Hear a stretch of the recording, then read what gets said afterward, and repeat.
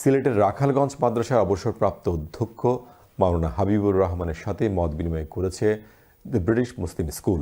এতে মিডল্যান্ডের বিভিন্ন স্থান থেকে প্রবাসীরা একত্রিত হন। বিস্তারিত দেখুন আমাদের সহকর্মী মোহাম্মদ আতিকুর রহমানের প্রতিবেদনে। একজন আদর্শ শিক্ষকই নৈতিকতা সম্পন্ন বিবেকবান জাতি গঠনে গুরুত্বপূর্ণ ভূমিকা রাখেন। তাই এদেশে বেড়ে ওঠা আমাদের নবপ্রজন্মকে শিক্ষকের মর্যাদা তুলে ধরতে হবে। তাদেরকে ইসলামিক জ্ঞানে সমৃদ্ধ করে ভবিষ্যতে মেইন স্ট্রিমে কাজ করার জন্য উপযুক্ত করে তুলতে হবে। সিলেটের প্রবীণ আলেমেদিন রাখালগঞ্জ দারুল কুরআন ফাজিল মাদ্রাসার সাবেক অধ্যক্ষ মুফতি মাওলানা হাবিবুর রহমানের সংবর্ধনা সভায় বক্তারা একথা বলেছেন।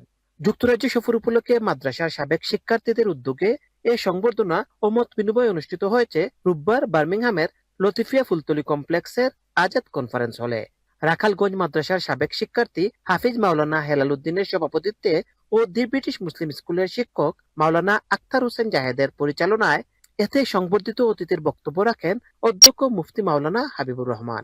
বিশেষ অতিথি হিসেবে উপস্থিত ছিলেন দি ব্রিটিশ মুসলিম স্কুলের principal Maulana M A Kadir Al Hasan ও বিশিষ্ট আলেমেদিন সৈয়দ মাওলানা মাহমুদ আলী। অনুষ্ঠানে অন্যান্যের মাঝে বক্তব্য রাখেন মাওলানা হুসামুদ্দিন আল হুমাইদি, হাফিজ মাওলানা সুহেল আহমদ, মাওলানা সালে Ahmad Mansuri, A B M Bayezid সহ আরো অনেকে।